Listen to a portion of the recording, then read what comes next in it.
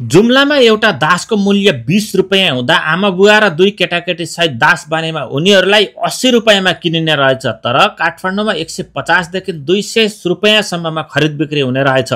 राजा महाराजाहरूको 4 प्रकारका श्रीमती हुन्थे। दरबारले दासकी श्रीमतीलाई बलात्कार गर्ने रहेछ। उनको श्रीमानलाई भने फलामे साङ्लोले बाँधेर चिसो भुइँमा सडियाइने रहेछ, उनलाई त्यहाँ सुताइने रहेछ। पूर्व राजा ज्ञानेन्द्र शाहकी बुहारी हिमानी शाह आफ्नो छोरा हृदयेन्द्रलाई लिएर जुम्ला पुगिन्। हिमानीले आफ्नो नाममा एउटा ट्रस्ट खोलेकी छन्। त्यही ट्रस्ट मार्फत समाज सेवा पनि गर्दै आइरहेकी छन्।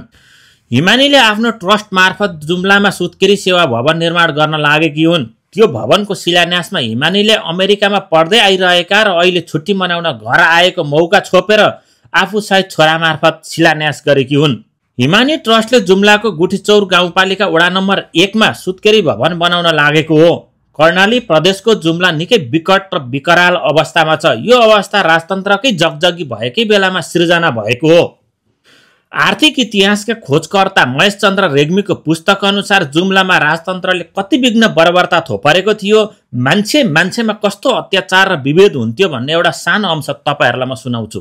जुम्लामा एउटा बदलको मूल्य चाहिँ 15 रुपैयाँ पर्दा एउटा घोडाको मूल्य 50 रुपैयाँ रहेछ।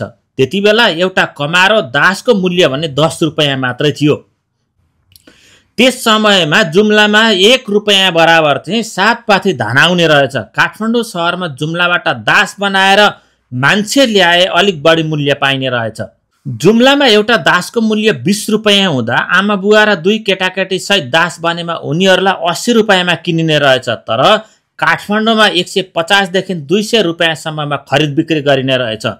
दासहरूले काम नगरे वा अशक्त भएमा चिसो भुइँमा फलामे साङ्लोले बाँधेर ठिगुरा ठोकेर राखिने रहेछ। राजा र राणाले दासहरूलाई जस्तो सुकै बर्बरता र पाशविक तरिकाले हत्या गरे पनि कुनै पनि प्रकारको कारबाही भोग्नु नपर्ने कानुनी व्यवस्थै रहेछ। काठमाडौँका राजा महाराजा तथा देशभरका ठालु सामन्तले दासी महिलाहरूलाई चरम रूपमा यौन शोषण गरेर रहेछन्। उनीहरूले बलात्कार गरेर बच्चा जन्मिए ती बच्चाहरू पनि दास नै हुने रहेछन्। राजाहरूका ब्याइते ल्याइते भित्रिने र कोठे गरी 4 प्रकारका त श्रीमती नै हुन्थे। राजा महाराजा वा गाउँ सहरका सामन्त ठालु वा जमिनदारहरूले बिहे गरेमा उनका श्रीमती तर्फबाट चाहिँ छोरा नजन्मिएमा बल्ल त्यसपछि मात्र दासीहरूलाई बलात्कार गरेर जन्माएको छोरालाई तोकिएको दस्तुर तिरेर अम्लेख अर्थात् दासी मुक्त गर्ने कानुनी व्यवस्था रहेछ। प्रजालाई दास बनाएर बुई चढ्ने सामन्तवाद निरङ्कुशताको विरोध गर्दा शाही सत्ताले 263 जना जुम्ली जनताको मात्रै हत्या गरेको छ। आज तिनै शहीदले खुनको फाल्छा छादेर ल्याएको गणतन्त्रले पूर्व सामन्तको मुखियाको सेखी झार्दियो।